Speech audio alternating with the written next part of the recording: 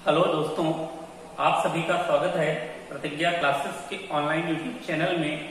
हमारा टॉपिक चल रहा था नेशनल मूवमेंट, राष्ट्रीय आंदोलन, और हम बात कर रहे थे गांधीवादी युग के बारे में।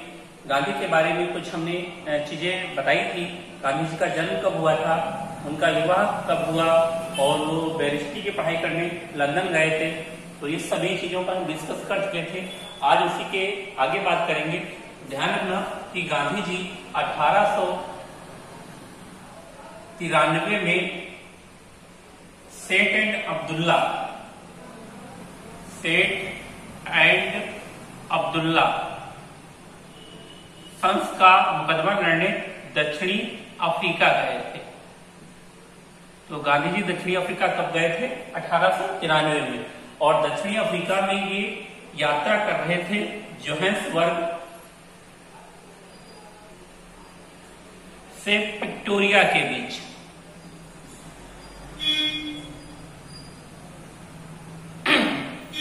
तो ट्रेन में बैठकर यात्रा कर रहे थे। अगर देखा जाए तो दक्षिणी अफ्रीका भारत की भांति ब्रिटेन का उपनिवेश था और अफ्रीका पर अंग्रेजों का हक था। और अंग्रेजों की कुछ नीतियां थी, और उनकी नीतियां ये थी कि ट्रेन में कालों के डिब्बे अलग होते थे, गोरों के लिए अलग डिब्बे हुआ करते थे। लेकिन गांधी जी फर्स्ट क्लास का टिकट कटवाकर गोरों के डब्बे में बैठ गए थे, क्योंकि गांधी जी बैरिस्टर की पढ़ाई करके लंदन से वापस आए थे। क्योंकि गांधी जी ब्रिटेन गए थे, और ब्रिटेन पाश्चात्य शिक्षा का देश है और मॉडर्न देश माना जाता है, तो वहां पढ़ाई करने गए थे। और गांधी जी ने अपनी आत्मकथा है मेरे सत्य के प्रयोग, उसमें कहा है कि मेरी माँ जैन धर्म की अनुयायी थी, शाकाहार थी, और मैं अपनी माँ की सारी बातों को मानता था। मैं अपनी माँ पर गया था और मैं ब्रिटेन पढ़ने गया था, तो वहाँ रेस्टोरेंट, बार वगैरह वगैरह जो होते हैं वहाँ मैं जाया करता और देखता भी था कैसे क्या लोग करते हैं। लेकिन कभी हमने गलत काम नहीं किया, कभी मैंने उन मादक पदार्थों का सेवन नहीं किया, सिर्फ देख लेता था। और अगर देखा जाए तो आज के समय जो ग्रामीण क्षेत्र के लड़के हैं शहर में आते हैं पढ़ने, और शहर में चकाचौंध में वो अपना मार्ग भूल जाते हैं। आते तो पढ़ाई के लिए हैं, लेकिन उनका एम दूसरा बन जाता है। उनके दो तीन उद्देश्य होते हैं, एक तो बड़ा सा मोबाइल लेना, दूसरा एक गर्लफ्रेंड लेना, बाइक लेना और उस पर बैठा के टहलाना, और कभी कभार तो एक दो सट्टा उट्टा मार देना, यही उनका एम होता है। लेकिन गांधी जी ऐसे नहीं थे। उन्होंने खुद अपने सत्य के प्रयोग, मेरे सत्य के प्रयोग उसमें कहा है। तो अगर बात करें तो गांधी जी ब्रिटेन की पढ़ाई करके, ब्रिटेन से बैरिस्टर की पढ़ाई करके वापस आए थे। उसके बाद दक्षिणी अफ्रीका गए थे और यहाँ फर्स्ट क्लास का टिकट कटवाकर ये जोहान्सबर्ग से विक्टोरिया के बीच यात्रा कर रहे थे ट्रेन में। तभी एक अंग्रेज आता है, उससे गांधी की झड़प हो जाती है और गांधी को मैरिसबर्ग स्टेशन पर धक्के मारकर बाहर कर दिया जाता है, क्योंकि वो काले थे और उन्होंने गोरों के डब्बे में सवारी की थी, और इसीलिए इन्हें मैरिसबर्ग स्टेशन पर ट्रेन से बाहर कर दिया जाता है। गांधी को काफी आघात पहुंचता है, क्योंकि गांधी जी अफ्रीका में रंग भेद का शिकार हुए थे। इसके बाद ये अफ्रीका में आगे जाते हैं और होटल लेते हैं ठहरने के लिए, तो इनको कोई होटल नहीं देता है, क्योंकि ये काले थे। जब ये अदालत पहुंचे थे तो जज ने इनकी टोपी उतरवा दी थी, क्योंकि उस समय नियम होता था कि कोई भी काला व्यक्ति टोपी पहन के जज के सामने नहीं जा सकता है। तो काफी रंगभेद का शिकार हुए थे गांधी जी। और गांधी जी इन्हीं रंगभेद से लड़ने के लिए गांधी जी ने सबसे पहले 1894 में दक्षिणी अफ्रीका में नडाल कांग्रेस की स्थापना की थी। ध्यान रखना, गांधी जी ने नडाल कांग्रेस की स्थापना कहाँ की थी? तो 1894 में दक्षिणी अफ्रीका में की थी। उसके बाद गांधी जी ने 1903 में दक्षिणी अफ्रीका में ही एक पत्रिका प्रकाशित की थी। अप्रवासी भारतीय मजदूरों को, जो व्यापारी थे, मजदूर थे, उनको संगठित करने के लिए उसका नाम था इंडियन ओपिनियन। और इसमें रंग भेद से जो प्रवासी मजदूर जूझ रहे थे उनका विरोध भी किया था, अंग्रेजों की रंग भेद नीति का विरोध किया था इसमें इंडियन ओपिनियन में। इसके बाद गांधी जी ने 1904 में दक्षिणी अफ्रीका में ही फिनिक्स आश्रम की स्थापना की थी। ध्यान रखना कि गांधी जी ने फिनिक्स आश्रम की स्थापना कहाँ की थी, तो दक्षिणी अफ्रीका में की थी। फिनिक्स आश्रम एक प्रकार का ट्रस्ट था, एक प्रकार की संस्था थी जिससे अधिक से अधिक अप्रवासी भारतीय जुड़े और व्यापारी भी जुड़े और अंग्रेजों से रंगभेद से लड़ा जाए। इसके बाद अगर देखा जाए तो गांधी जी ने रंगभेद से लड़ने के लिए सबसे पहले 1906 में दक्षिणी अफ्रीका में सत्याग्रह आंदोलन चलाया था।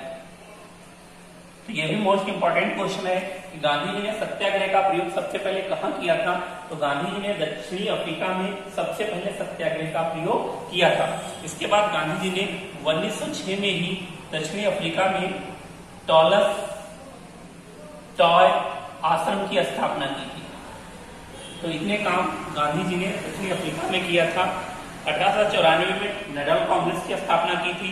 1903 में इंडियन ओपिनियन समाचार पत्र का प्रकाशन किया था। 1904 में फिनिक्स आश्रम की स्थापना की थी। 1906 में सत्याग्रह आंदोलन चलाया था रंगभेद से लड़ने के लिए, और गांधी जी ने सबसे पहले सत्याग्रह की शुरुआत दक्षिणी अफ्रीका में की थी। यह आंदोलन सफल भी हुआ था। 1906 में टॉलस्टॉय आश्रम की स्थापना की थी। अगर देखा जाए तो गांधी जी के जीवन पर सर्वाधिक प्रभाव था जॉन रस्किन का। गांधी जी जॉन रस्किन से प्रभावित थे। देखा जाए तो इनके जीवन पर भगवत गीता का भी प्रभाव था। तो भगवत गीता से भी प्रभावित थे, गीता दर्शन से भी प्रभावित थे, और गांधी जी अपना राजनीतिक गुरु गोपाल कृष्ण गोखले को मानते थे। तो ये भी मोस्ट इंपॉर्टेंट है कि गांधी जी अपना राजनीतिक गुरु किसे मानते थे, गोपाल कृष्ण गोखले को। फिर गांधी जी दक्षिणी अफ्रीका में छा गए थे और अंग्रेजों से रंगभेद का जो शिकार हो रहे थे भारतीय लोग, उनमें भी सफलता इनको मिली थी। अंग्रेजों ने अपनी हार मानी थी और उन्होंने कहा था कि अब हम किसी भारतीय के साथ रंगभेद नहीं करेंगे। इसके बाद अगर देखा जाए तो इसी दक्षिणी अफ्रीका में 1906 में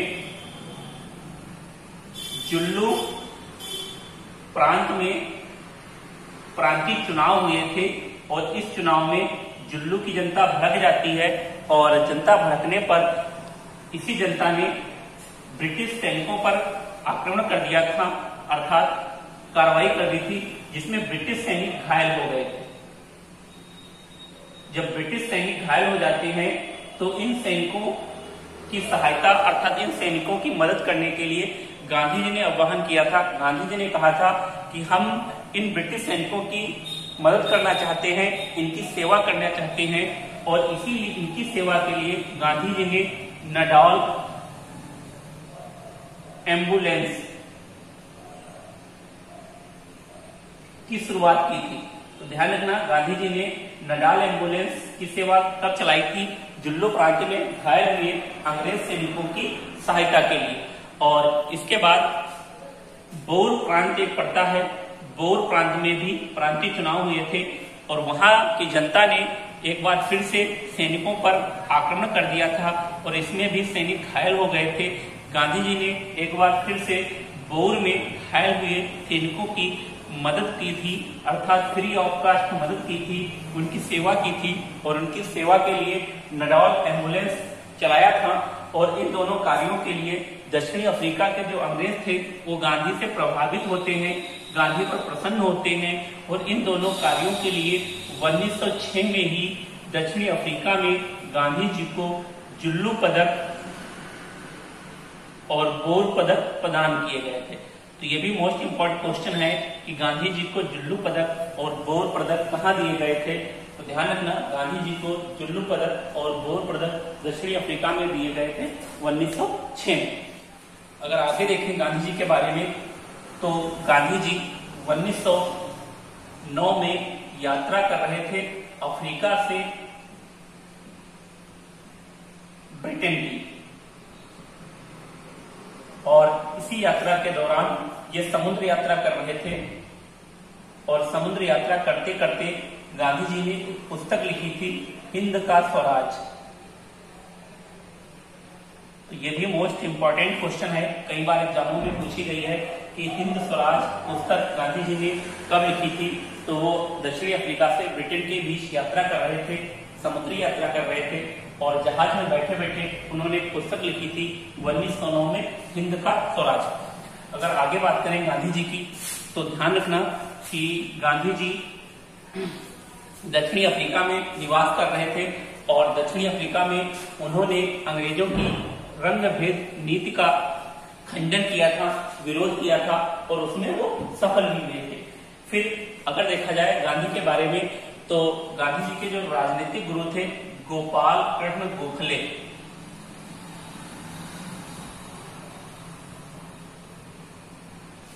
तो इनका स्वास्थ्य खराब हो जाता है और इनके स्वास्थ्य खराब होने की सूचना पाकर गांधी जी इनसे मिलने भारत आ गए थे। और गांधी जी भारत कब आए थे, तो 9 जनवरी 1915। तो 9 जनवरी 1915 को गांधी जी अपने राजनीतिक गुरु गोपाल कृष्ण गोखले की बीमारी की सूचना पाकर भारत आए थे। और इस दिन के बाद गांधी जी कभी भी बाहर नहीं गए, अर्थात बाहर रहने के लिए नहीं गए, स्थायी रूप से अस्थायी रूप से जाया करते थे। काम होता था तो जाते थे, उसके बाद आ जाते थे।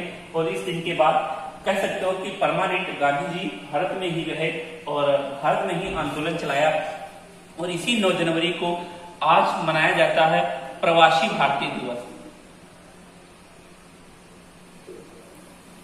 तो प्रवासी भारतीय दिवस किसके आगमन पर मनाया जाता है, गांधी जी के आगमन पर मनाया जाता है 9 जनवरी 1915 से। देखा जाए तो सबसे बड़ा जो प्रवासी है किसे माना जाता है, वो गांधी जी को ही माना जाता है। तो ये भी मोस्ट इंपॉर्टेंट क्वेश्चन है कि सबसे बड़ा प्रवासी किसे माना जाता है, गांधी जी को। और प्रवासी भारतीय दिवस किसके आगमन पर मनाया जाता है, तो गांधी जी के। अगर आगे बात करें तो जिस समय गांधी जी भारत आए थे उस समय पूरा विश्व प्रथम विश्व युद्ध से जूझ रहा था, क्योंकि गांधी के आगमन पर जो देखा जाए विश्व में प्रथम विश्व युद्ध चल रहा था। और इस विश्व युद्ध में 2 ग्रुप थे। देखा जाए तो एक जो ग्रुप था वो मित्र राष्ट्र का था और जो दूसरा ग्रुप था वो धुरी राष्ट्रों का था। देखें अगर मित्र राष्ट्र में कौन कौन से देश थे, तो इसमें विश्व की सबसे बड़ी महाशक्तियां थी, जैसे ब्रिटेन, फ्रांस, रूस, ऑस्ट्रेलिया, जापान, और इसी में बाद में शामिल हो गया था यूएसए अर्थात अमेरिका, यूनाइटेड स्टेट अमेरिका। बात करें धुरी राष्ट्रों की, तो इसमें विश्व की कमजोर शक्तियां थी, छोटे छोटे देश थे। देखा जाए तो इसमें शामिल था जर्मनी, इसी में शामिल था ऑस्ट्रिया, इसी में शामिल था जर्मनी हो गया, ऑस्ट्रिया हो गई, हंगरी, इसी में शामिल था तुर्की। अगर देखा जाए तो तुर्की यूरोपियन कंट्री का देश है, लेकिन तुर्की अरब कंट्रियों का प्रतिनिधित्व कर रहा था। जितनी भी मुस्लिम अरब कंट्रियां थी उन सभी का प्रतिनिधित्व तुर्की कर रहा था। तो ये 2 ग्रुप थे। और उस समय जिस समय गांधी जी आए थे 9 जनवरी 1915 को, कहां, भारत, तो उस समय प्रथम विश्व युद्ध चल रहा था। और प्रथम विश्व युद्ध में एक तरफ विश्व की महान शक्तियां थी और एक तरफ कमजोर देश थे। अगर इनमें युद्ध कराया जाए तो अगर देखा जाए तो कौन से देश भारी होंगे, तो वैसे देखा जाए तो मित्र राष्ट्र भारी होने चाहिए, लेकिन इसमें कुछ पासा उल्टा पड़ गया था और इस विश्व युद्ध में धुरी राष्ट्र भारी हो गए थे मित्र राष्ट्रों पर। रीजन ये था कि ये उस समय की महाशक्तियां थी, साधन संपन्न थी, आधुनिक हथियारों से लैस थी, लेकिन हथियार तो थे इनके पास, लेकिन हथियार चलाने वालों की कमी थी, अर्थात सेना की कमी थी। क्योंकि ये उस समय फैशन के दौर में जी रही थी, हम दो हमारे दो। और अगर देखा जाए तो धुरी राष्ट्र ये कंट्रियां उस समय कंपटीशन के दौर में जी रही थी, हमारे 10, हमारे 15, हमारे 20, हमारे 25। और इसी कारण यहाँ आधुनिक हथियार तो नहीं थे, अच्छे अच्छे यंत्र तो नहीं थे, लेकिन सेना की अधिकता थी, मरने मारने के लिए उतारू थे कौन से, धुरीराष्ट्र। और यही कारण था कि धुरीराष्ट्र भारी पड़ गए थे किस पर, मित्र राष्ट्रों पर। अब देखा जाए कि अगर ब्रिटेन की बात करें तो ब्रिटेन जो है उसका अधिकार था भारत पर, अर्थात भारत ब्रिटेन का उपनिवेश था। और भारत की अगर बात करें तो भारत सदियों से ही भैया जनसंख्या के लिए विश्व गुरु माना जाता है, क्योंकि तब भी भारत की जनसंख्या बहुत थी और आज भी भारत की जनसंख्या बहुत है। क्योंकि अगर भारतीयों ने किसी में प्रोग्रेस किया है तो वो जनसंख्या है, तब भी विश्व गुरु था, आज भी विश्व गुरु है। अगर भारत की प्रजनन दर देखी जाए तो लगभग 1 मिनट में 27 या 28 लोग जन्म देते हैं, अर्थात कह सकते हो कि छींक, एक अगर छींक आ जाए तो एक छींक आते ही एक लालटेन आ जाती है, अर्थात एक बच्चा आ जाता है। तो भारत विश्व गुरु था और ब्रिटेन का अधिकार था भारतीयों पर, अर्थात भारत पर। तो ब्रिटेन ने भारतीयों से कहा कि भैया प्रथम विश्व युद्ध में हम हार रहे हैं, आप लोग हमारी सहायता करिए। और तभी भारतीयों को सबने पठा दिया, अर्थात किसी ने कान भर दिए कि ये एक अच्छा मौका है ब्रिटेन से आजादी लेने का, अर्थात स्वराज लेने का, और ये अच्छा मौका है, अब तुम लोग ब्रिटेन से आजादी मांग लो। तो भैया जब ब्रिटेन ने कहा कि भैया हमारी प्रथम विश्व युद्ध में आप हमारी सहायता कर दीजिए, तो हम भारतीयों ने कहा कि सहायता तो हम आपकी कर देंगे, सेना तो आपको दे देंगे, लेकिन पहले हमें चाहिए आजादी, अर्थात हमें चाहिए स्वराज। तो ब्रिटेन का एक रटा रटाया सीधा क्वेश्चन था कि भैया यहाँ तो हमारी आजादी खतरे में पड़ी है, धुरी राष्ट्र हम पर अटैक कर रहे हैं, पहले हमारी आजादी मिल जाए, पहले हम युद्ध जीत जाए, उसके बाद आपको आजाद कर देंगे। हम भारतीय भी बड़े होशियार हो चुके थे, तो हम भारतीयों का एक रटा रटाया सीधा सा सवाल था, भैया अगर हमें आजादी दोगे तभी हम आपकी मदद करेंगे, वरना हम आपकी मदद नहीं करेंगे। और जब ज्यादा कहा तो हम भारतीयों ने कहा कि भैया देखो हम समुद्र पार नहीं जा सकते, समुद्र पार करना हमारे धर्म के विरुद्ध है, अगर समुद्र पार जाएंगे तो हमारा धर्म नष्ट हो जाएगा, चाहे हिंदू हो चाहे मुस्लिम, और हम भैया आपकी सहायता नहीं कर पाएंगे। तो भारतीयों ने सीधे मना कर दिया था प्रथम विश्व युद्ध में कि हम ब्रिटेन की सहायता नहीं कर पाएंगे, अगर आप हमें आजादी दोगे तो हो सकता है हम आपकी सहायता करें। अब ध्यान रखना, इसी दौरान गांधी की एंट्री हो गई थी भारत में, और 9 जनवरी 1915 को गांधी भारत आ गए थे। और जैसे ही गांधी भारत आते हैं तो अंग्रेज सीधे गांधी को पकड़ लेते हैं, क्योंकि अंग्रेजों को पता था कि गांधी पहुंचा हुआ व्यक्ति था, दक्षिणी अफ्रीका में इसने तहलका मचा दिया था, अंग्रेजों को झुका दिया था। तो अंग्रेज गांधी को पकड़ते हैं और इसे 2-3 दिन खिलाते पिलाते हैं, अच्छा जीप में बैठा कर सैर कराते हैं, इधर उधर ले जाते हैं, पार्क में दिखाते हैं। तो गांधी जी खुश हो जाते हैं कि यहाँ दक्षिणी अफ्रीका के जो अंग्रेज थे वो बुरे थे, और ये भारतीय जो अंग्रेज हैं ये अच्छे हैं, ये काले गोरे का भेद नहीं करते हैं, देखो हमारी कितनी सेवा कर रहे हैं। और फिर अंग्रेजों ने कहा था कि गांधी जी प्रथम विश्व युद्ध में भारतीय युवाओं को प्रेरित करिए सेना में भर्ती कराने के लिए। तो गांधी जी ने भारतीय युवाओं को सेना में भर्ती कराने के लिए प्रेरित किया था, और इसीलिए प्रारंभ में गांधी जी को सेना में भर्ती कराने वाला सार्जेंट कहा जाता था। तो ध्यान रखना कि प्रारंभ में गांधी जी को क्या कहा जाता था, सेना में भर्ती कराने वाला दलाल। जहां भी गांधी जी जाते थे लोग कहते थे देखो अंग्रेजों का दलाल आ गया है और युवाओं को सेना में भर्ती करा रहा है। लेकिन गांधी जी भी गांधी थे, वो अपनी बात से मुकरते नहीं, उनको शर्म नहीं आती थी, और गांधी जी ने आखिर भारतीय युवाओं को प्रेरित करके सेना में भर्ती ही करा दिया था। क्योंकि गांधी जी जिस युवा से कहते कि भैया सेना में भर्ती होइए और प्रथम विश्व युद्ध में शामिल होइए और ब्रिटेन का सहयोग करिए, क्योंकि भारत ब्रिटेन का उपनिवेश है, तो युवा कहता कि भैया हम ब्रिटेन की सहायता नहीं करेंगे क्योंकि समुद्र पार जाना धर्म के विरुद्ध है। तो गांधी जी कहते कि पागल हो, हमको देखो, हम 1909 में दक्षिणी अफ्रीका से ब्रिटेन के बीच यात्रा कर रहे थे, समुद्र में बैठे थे और बढ़िया मजा ले रहे थे लाइफ का, अच्छी अच्छी साफ मछली आती थी, भेल आती थी, देखते थे, आनंद आता था, और हम तो बैठे बैठे पुस्तक भी लिख डाले हिंद का स्वराज, और आप कह रहे हो कि समुद्र पार जाना धर्म के विरुद्ध है। ये सब वंडर है। और आप सेना में भर्ती हुए। तो ध्यान रखना कि गांधी ने भारतीय युवाओं को प्रेरित किया था सेना में भर्ती कराने के लिए, और इसमें गांधी जी सफल भी हुए थे। और इसीलिए अंग्रेजों ने खुश होकर 1915 में इन्हें एक उपाधि दी थी, केसरे हिंद की उपाधि। तो गांधी जी को केसरे हिंद की उपाधि अंग्रेजों ने कब दी थी? 1915 में। और किस लिए दी थी? कि इन्होंने भारतीय युवाओं को प्रेरित किया था सेना में भर्ती कराने के लिए। अगर आगे बात करें गांधी के राजनीतिक जीवन की, कि भारत में इनका प्रभाव कहां से शुरू हुआ, तो देखते हैं गांधी का भारत में कैसे प्रभाव शुरू हुआ। गांधी ने 25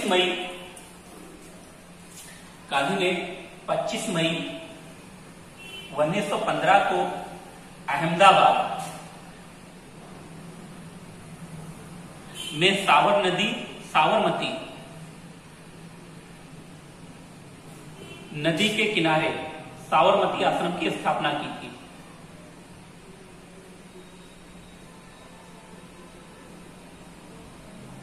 तो यह भी ध्यान रखना कि गांधी जी ने भारत में साबरमती आश्रम की स्थापना कहां की थी? तो 25 मई 1915 को अहमदाबाद में साबरमती नदी के किनारे इन्होंने साबरमती आश्रम की स्थापना की थी।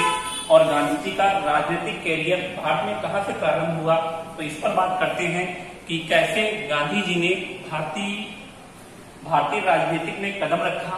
तो अगर देखा जाए 1916 में BHU बनारस हिंदू विश्वविद्यालय बनकर तैयार हो गया था और इसका उद्घाटन समारोह था।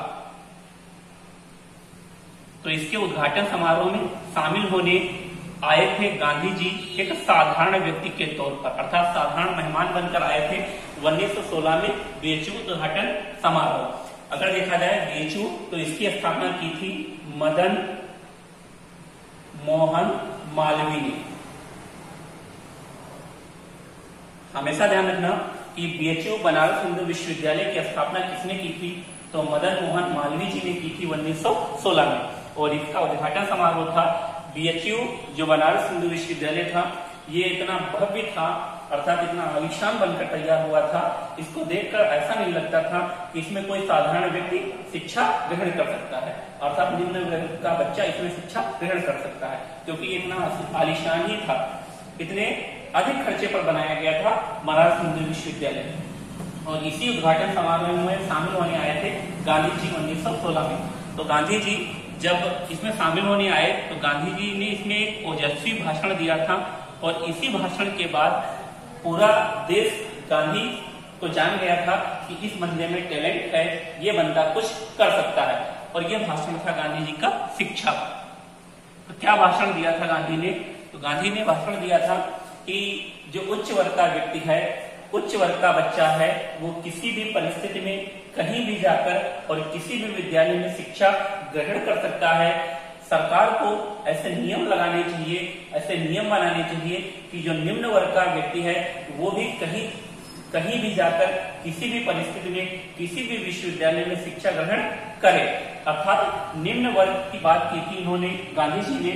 और तभी से पूरा देश जान गया था कि गांधी जी में कुछ क्वालिटी है, ये बंदा जो कुछ बोलता है सही बोलता है। और यहीं से शुरुआत होती है गांधी जी के राजनीतिक कैरियर की। अगर आगे बात करें तो आगे गांधी जी द्वारा चलाया गया सबसे पहला आंदोलन था चंपारण किसान आंदोलन। तो इस आंदोलन की चर्चा हम अगले वीडियो में करेंगे 1917। तो चंपारण किसान आंदोलन गांधी जी द्वारा चलाया गया पहला आंदोलन था और चंपारण बिहार का गांव था। तो इसकी चर्चा हम अगले वीडियो में करेंगे। आपको अगर ये हमारा वीडियो अच्छा लगा हो तो हमारे प्रतिज्ञा के चैनल को सब्सक्राइब करिए, लाइक करिए, कमेंट करना मत भूलिए और अपने दोस्तों को शेयर जरूर करिए। धन्यवाद।